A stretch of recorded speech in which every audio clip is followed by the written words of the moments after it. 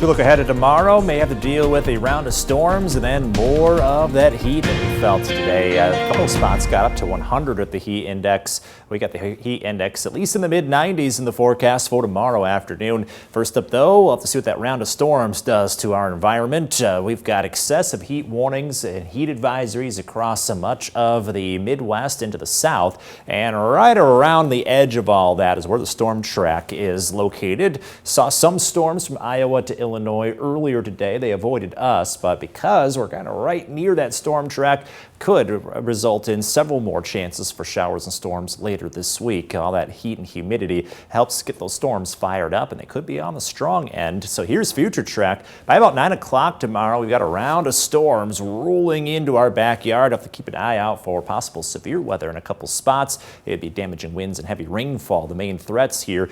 Throughout the middle of the morning, we've got those spotty thunderstorms, and again, some looking on the strong end. They're out quickly, so the afternoon looking dry, but then the heat starts cranking up, so it'd be nice if you had a cooling rain. Does not look to be the case.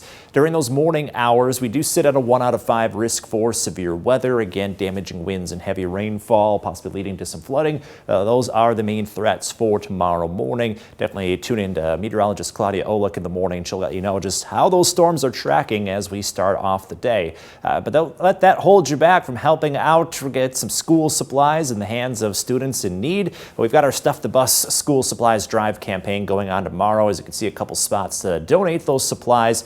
Afternoon looking a little on the hot end, so if you need to, you can kind of roll up and hand the supplies out the window and stay in your car, stay in your air conditioning if you need to. We'll have volunteers out there collecting supplies. You can see temperatures will be back into the upper 80s again.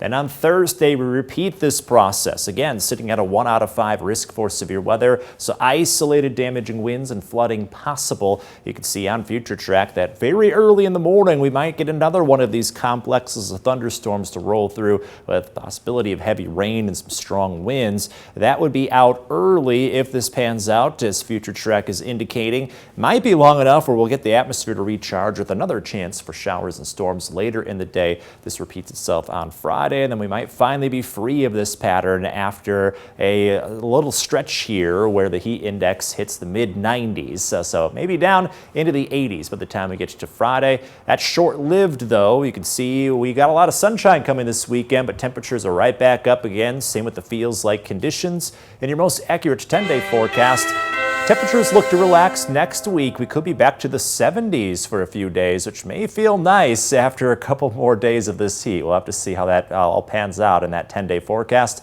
In the meantime, we hit the bullseye today in the 4-degree guarantee. Cash total getting closer to $200.